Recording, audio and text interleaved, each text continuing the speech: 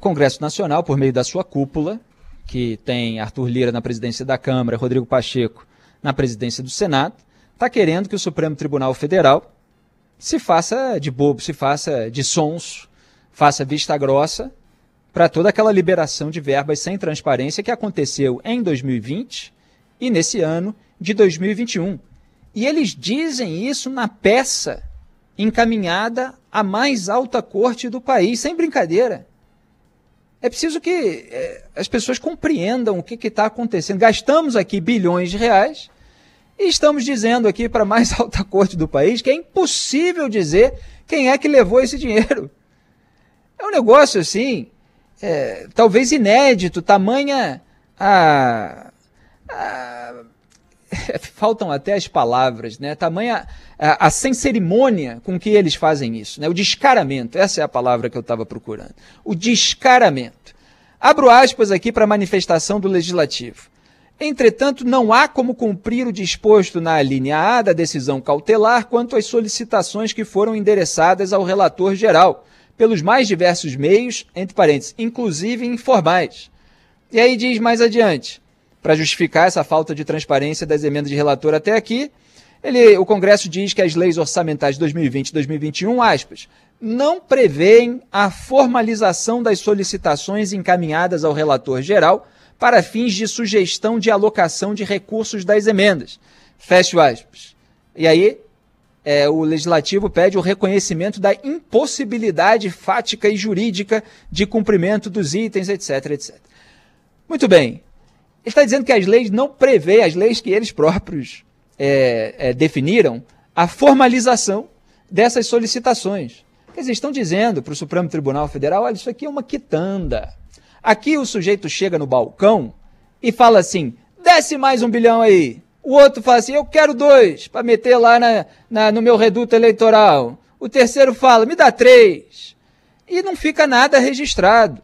Aqui, Supremo Tribunal Federal, é assim mesmo. O pessoal chega, pede, se o atendente, que no caso deveria ser o relator geral, mas quem controla, todo mundo sabe que é o Arthur Lira, que centralizou ali em torno de si esse poder. Se ele acha que o freguês vai ser útil ao seu projeto, ao projeto do governo Bolsonaro, ele vai e libera. E não fica nada registrado em lugar nenhum.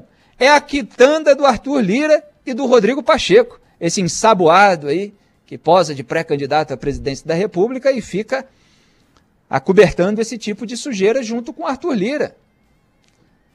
Então está lá dizendo, não prevêem a formalização das solicitações encaminhadas. Tipo, olha, nós fizemos aqui as leis, não tem previsão nenhuma a respeito disso, de modo que a ministra Rosa Weber está pedindo aí que a gente diga os nomes, mas como isso não estava previsto, a gente não se preocupou, não está registrado em lugar nenhum, deixa isso para lá e a partir de agora vamos fazer mais ou menos, porque nem é assim a transparência completa o que eles querem fazer a partir de agora.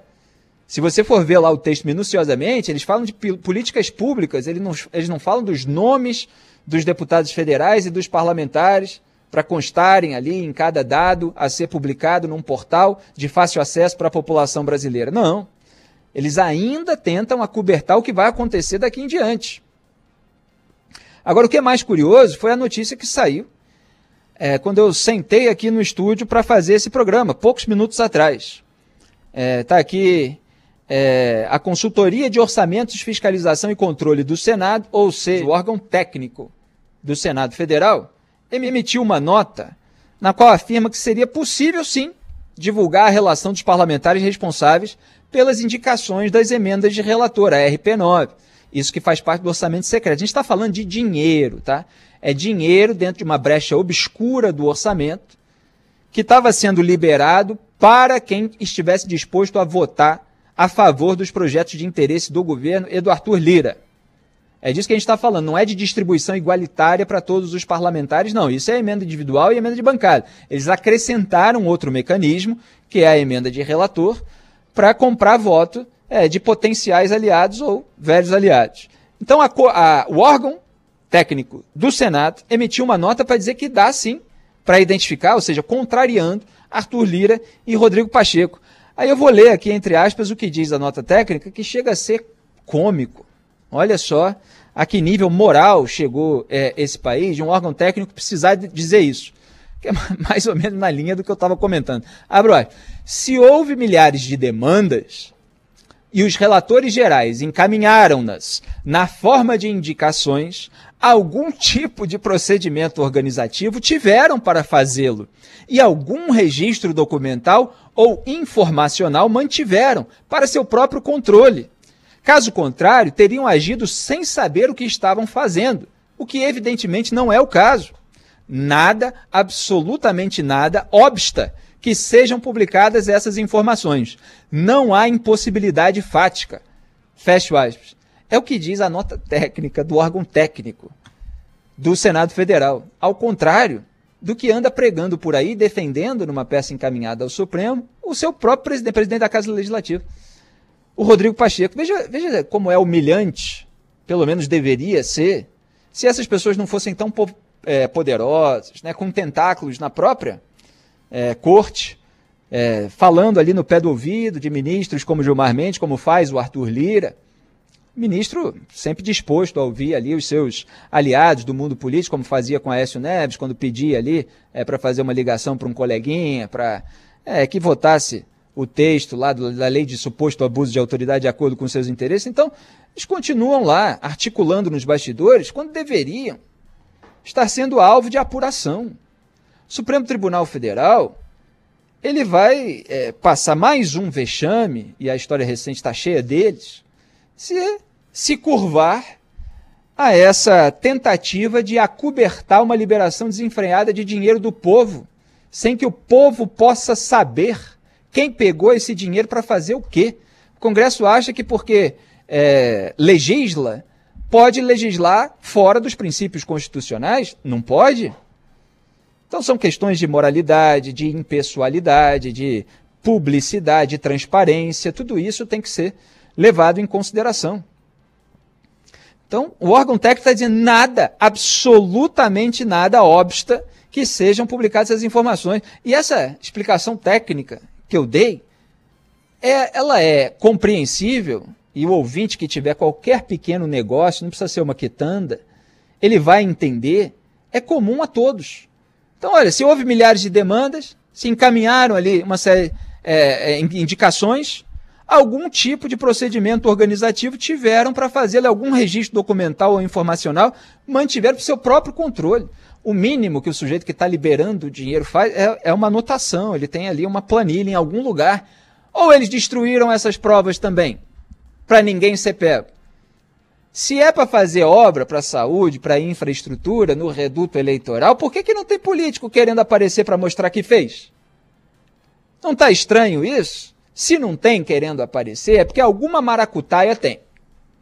Não estão querendo dizer quem é que levou o dinheiro. Por quê? Porque não sabem, não tem como provar exatamente onde foi parar esse dinheiro. Então, por que a gente não pode perguntar? Desviaram esse dinheiro? Cadê os órgãos competentes de fiscalização e controle para apurar isso aí? É inacreditável. Olha, eu preciso reforçar isso, porque no Brasil se chegou a um cúmulo de absurdo que as pessoas naturalizam o absurdo. Elas ficam ali aceitando simplesmente a fatalidade das coisas. É o cúmulo do absurdo que se vai negociar com o Supremo Tribunal Federal. Olha, realmente, a gente deixou isso passar e tal, mas vamos ver adiante. Lembra sempre, eu sempre cito aquele caso do Sérgio Cabral, quando começou a aparecer, aqui no Rio de Janeiro, ex-governador, quando começou a aparecer a sua relação espúria com os empresários que tinham contratos públicos com o governo do Estado, o Cabral falou assim, já sei, vamos fazer um código de conduta que valha daqui para frente. Aí a gente passa a seguir esse código de conduta e pronto, não tem mais problema. Não, governador. Se apareceu a sua relação espúria, o senhor tem que ser investigado por aquilo que o senhor fez. As leis já estavam em vigor, não precisa de novo código de conduta, não. Os 10 mandamentos já estão em vigor aí há séculos, inclusive. Não furtar, por exemplo. Então, o Brasil chegou realmente a uma naturalização do absurdo e isso não vai acontecer aqui nesse programa enquanto eu estiver aqui no Salve Salve Band News.